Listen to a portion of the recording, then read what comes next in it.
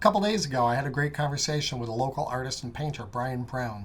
This guy has skills. We covered a lot of different topics, painting, travel, you name it.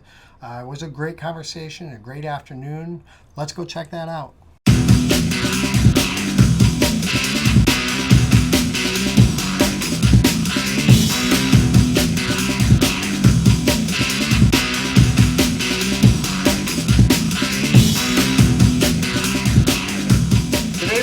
Bryan Brown.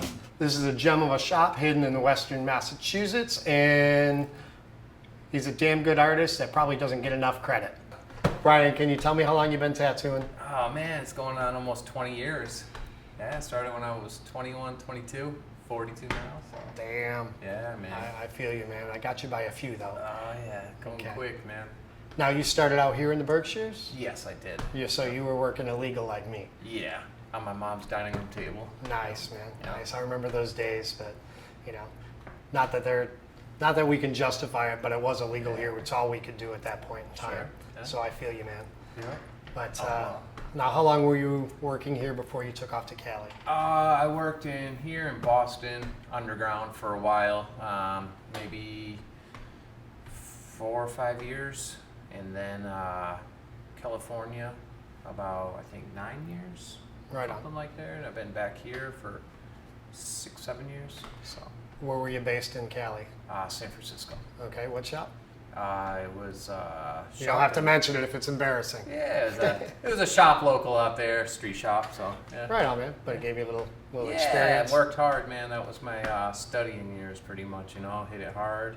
Long days. Yeah, mostly street shop stuff. As stuff? much as I could. No, we did custom stuff. It was a half-half, but yeah, a lot. It's custom work, you know. But nice. yeah, man, good times. That's when I hit it hard, and then it was time to open up my own shop and go for a little next level, man. You know. So your own shop, was that out there, or was that when No, you came home? no, I worked for somebody out there, and then came back here and opened up our shop here in the Berkshires. And what year was that? That might have been, I think I moved back here in 2012. Okay, cool, man. So. And now, were you heavily into painting before you started tattooing? I was a graffiti artist. Grew up in that realm, so yeah, Still I was art, into man. painting things, not canvases. though, It's you know? still art, though, definitely. Yeah. Stepped away from that, but I think that's what gave me my drive to stay really productive. I was really hungry and doing a lot of street art stuff, and always trying to get the biggest, craziest spot. So that led into progressive, large-scale tattooing, I'd assume. Yeah, I know a lot of taggers, but I never got into that, and I don't quite understand the etiquette behind it. And there's it gets crazy and shit. Yeah, I think it's like a fever, man. You know. Very cool. Yeah. So. Very cool. So now you've been in this location since 2012, or were you somewhere else before this? No, we moved back and I opened the shop up here in Dalton. I think about 2012, 13, something like that. So it's been 7 years we've been open here. In this building. Yeah. Cool. Yeah. You've got quite the atmosphere, man. This has got to be one of the grooviest shops I've been in. Cool, man. Appreciate it. Yeah. Grew up, last of 14 kids. My mom was an antique dealer, real oddity lady. Considered a witch, I guess, man. So I grew up with that. So I put this shop together, collecting things myself. And you got addicted to gilded things, right? Oh yeah, yep. Filigree, timeless stuff, man. Yep. You know? Cool, man. I love the velvet atmosphere. Little dark art, fine art mix, you know. That's what I prefer. So. Yeah. Cool. And as an artist, you know, at what point did you start to develop your style?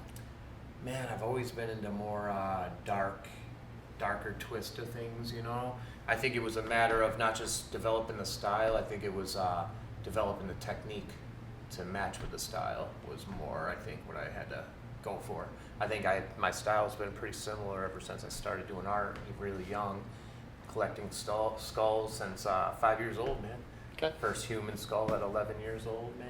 Who are some of your bigger influences as far as, like, you know, maybe graffiti, tattooing, painting? You know, anybody more abstract. A lot of graffiti artists back in the day, but I think now I try to search more outside of tattooing for inspiration, you know. Right. But obviously, you know, Victor Portugal, David Jacara, more technical, darker styles, and Paul Booth, obviously, you know. Right. And but a lot of obviously Beksinski for painting, and anyone who does a little more dark, surreal twist, something more interesting, I guess, to look at, make you think, you know.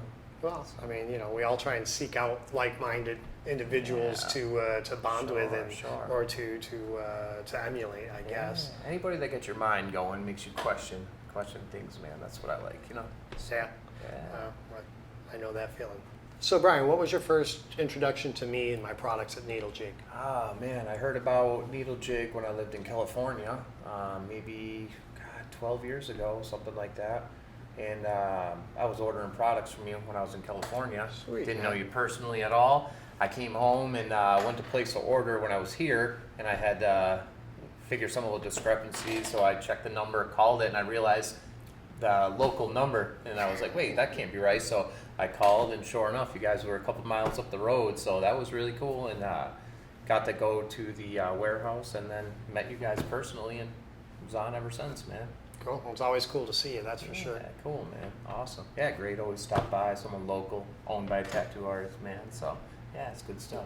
It's weird that we both had a really similar history and start in the same area, you Yeah. know, and then we both migrated away, went and did our stint somewhere else, built our careers somewhere else, and then, you know, came back to the nest, I guess you could say. Great place to live, man. It's beautiful out here. It's off the beaten path a little bit, and great place. Got to travel out a little bit to spread the wings at times, but And I'd rather raise my children here than sure enough, man. the big city, that's for sure. For sure. And we're back. That was a lot of fun. Are there any other artists you'd like to see me talk to, interview?